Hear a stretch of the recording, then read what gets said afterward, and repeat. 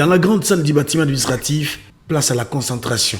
C'est dimanche 27 juillet 2025, une centaine de candidats passent les concours d'admission à l'École nationale des finances de la République démocratique du Congo.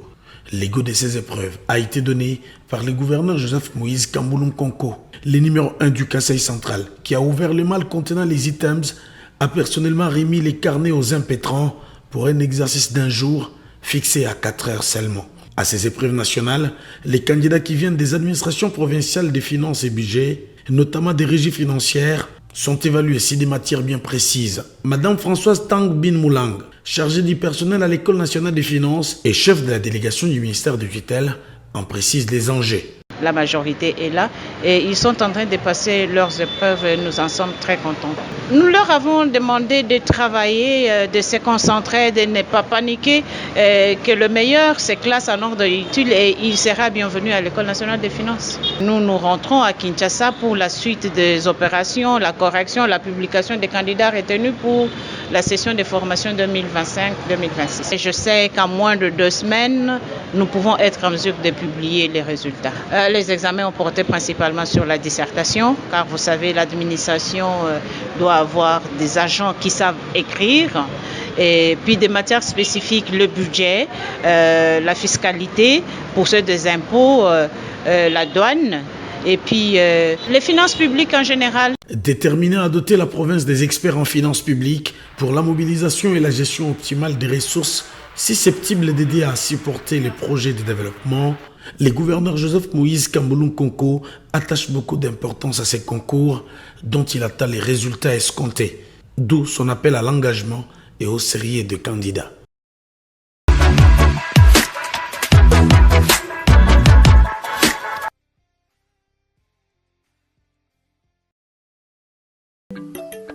Aïe, aïe, aïe, aïe, aïe. Hey. Hey. Sur votre fiche, je vois que c'est votre 7e accouchement. Oui, et cette grossesse m'a beaucoup fait souffrir. N'as-tu jamais entendu parler de la planification familiale?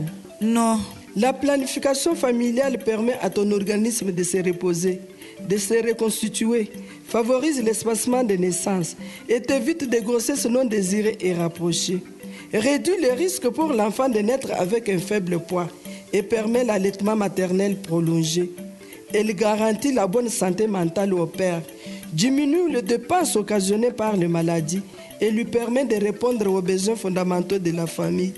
Ainsi, la réduction des taux de mortalité maternelle et infantile, la diminution des phénomènes sociaux comme enfants de la rue, enfants sorciers est garantie pour notre communauté.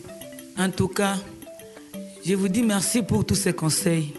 Si je l'avais su, je ne serais pas dans cette situation. Quelle est alors la meilleure méthode d'appliquer pour espacer les naissances? Ok, voici les différentes méthodes que nous avons et c'est à vous de faire le choix. Je vous dis merci, Maman Alola. La planification familiale est avantageuse pour vous et vos foyers. Je te dis merci, Maman Alola, pour tout ce que tu as fait pour moi.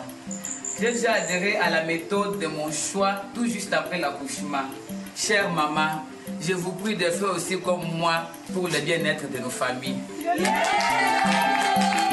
Chers prestataires, initiez les counselings sur la contraception auprès de la femme en travail d'accouchement afin qu'elle bénéficie d'une méthode de son choix pour sa santé, celle de son bébé et le bien-être familial.